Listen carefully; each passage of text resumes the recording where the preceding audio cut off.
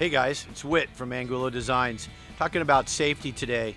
Understand in the ocean, in the lakes, no matter what happens, we have to have personal flotation devices on our stand-up boards, at least with us, if not on us. And then also it's a really good idea. We as a company believe that you should have a leash.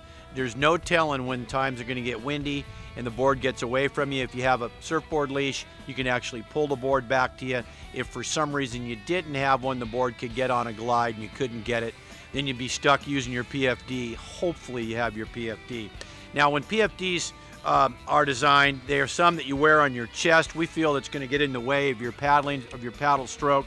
So what we're looking at doing is we're actually thinking about everybody using the sort of a hip pack style, where we actually have an area where you can put things. You can put your car keys. You'll have your whistle just in case things do get ugly. And then of course you have your CO2 cartridge, which will fire this up and float you up to safety until someone was to get you. The other device we use for safety is the leash.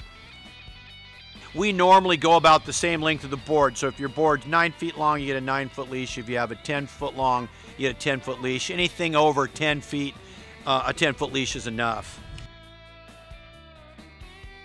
If you were to fall in, the leash would extend away, the board would shoot. You just grab the leash, pull the board back in, climb back on, and start all over again.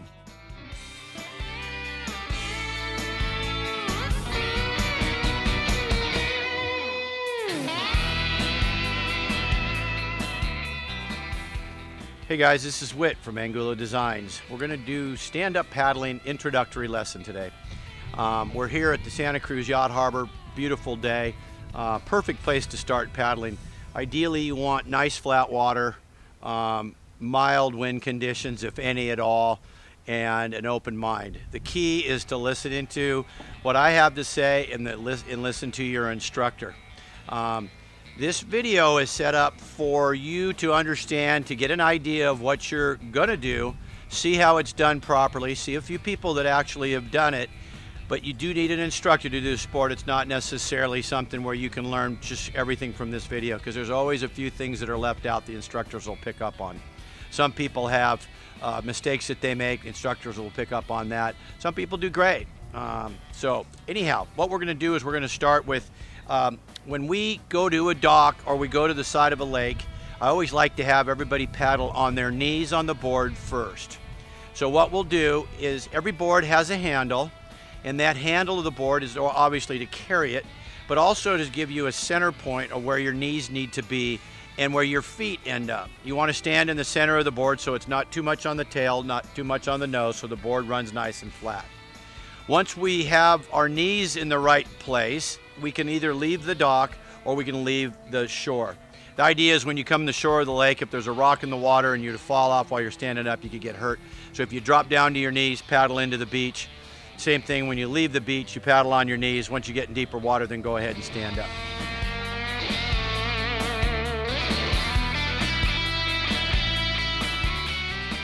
When we're on our knees, if we hold our paddle all the way at the top, the paddle becomes very cumbersome. So what we do is what we call short hold. We'll short hold the paddle.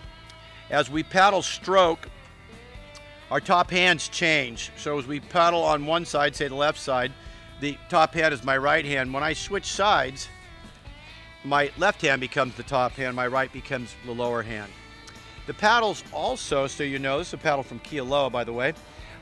They either have graphics and the logo, and then on one side, and then the other side there's nothing.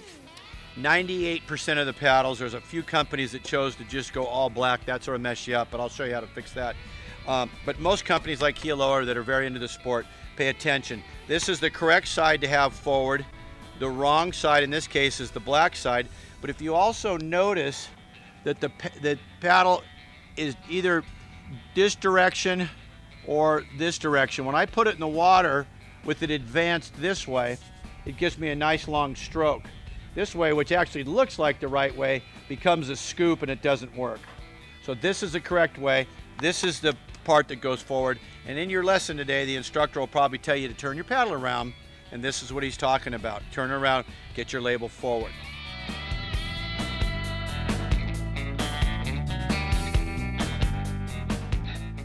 When we go to stand up on the board, in the beginning we will paddle on our knees. We're going to roll from left to right to get an idea that the boards are so hard to actually turn over.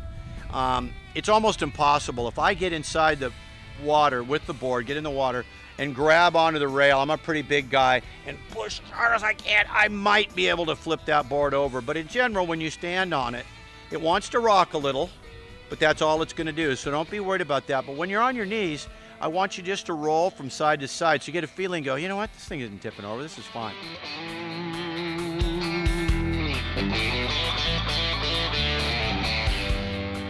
We have our student coming across the parking lot ready to put the board on top of her car, using her dominant hand to pick the board up over the top of her head. Be careful in the wind that the board doesn't tweak your neck. You want the fins forward, nose to the back, pad down. You don't need pads in the rack because there's pads on the board. Use the car as your ladder. We have a small woman and a tall car, so we can see how to do it.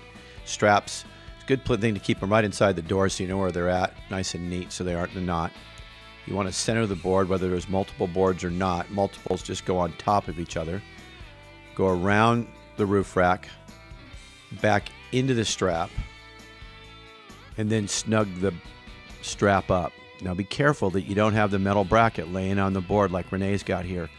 Her strap doesn't have the proper pad underneath it. And she's careful, it's still sitting out there. In this strap, you can actually see the pad itself. That's a better system. It's going to protect the board much better. If you have to do it out on the rail, say you have 2 or 3 boards and it's going to end up on the rail, then be sure that the pad is underneath the clamp. Check to be sure everything's nice and tight. Strap the extra strap off, tie it off. A couple half hitches are good. Double check the board again. There's a good close-up to see that the pad's sitting underneath the clamp and everything's tied up, ready to go.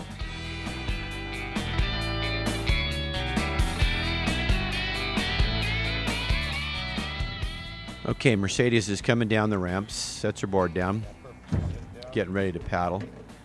She has her PFD on, already in place. It's better off to wear it than it is just to set it on the board. She get the board in the water properly. She can control the board with the paddle. She'll also be able to move it around. If for some reason the board got away, she could grab the leash and yank it back in. Same thing in the lakes. You can use either your paddle or the leash to control the board.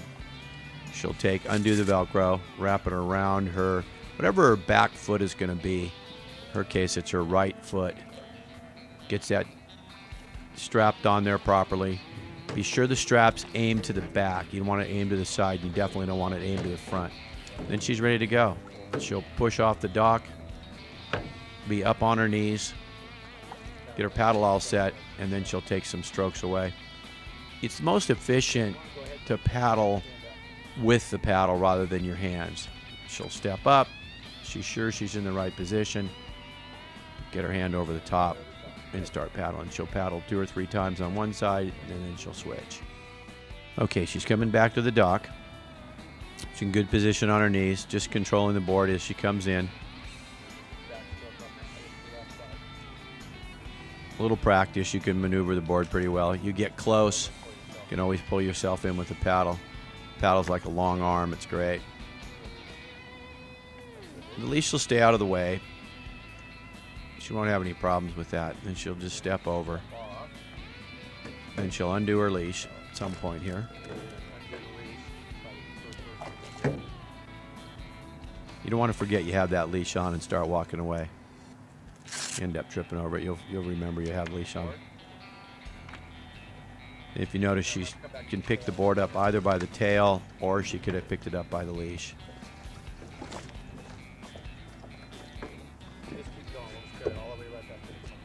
Most of the time, you just hold the leash in the same hand that you put into the handle. She's going to hold it over the top. You just don't want to drag the leash back up the dock or up the lake. And that way it's not getting caught on stuff as you're walking away.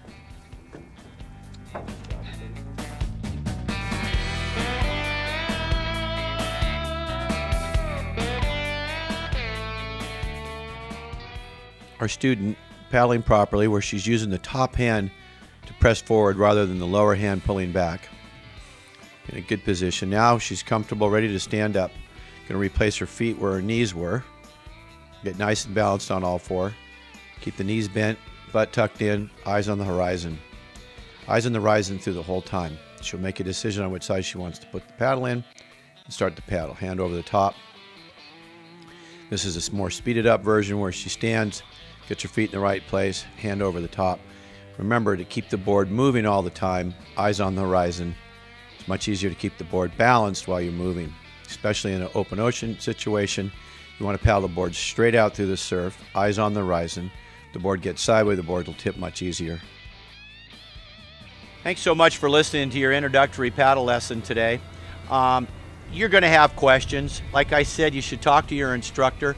If for some reason you have a question and you need an answer, I'm happy to talk to you via cell or via email. My cell phone number is 831-419-1091. Again, that's www.angulodesigns.com.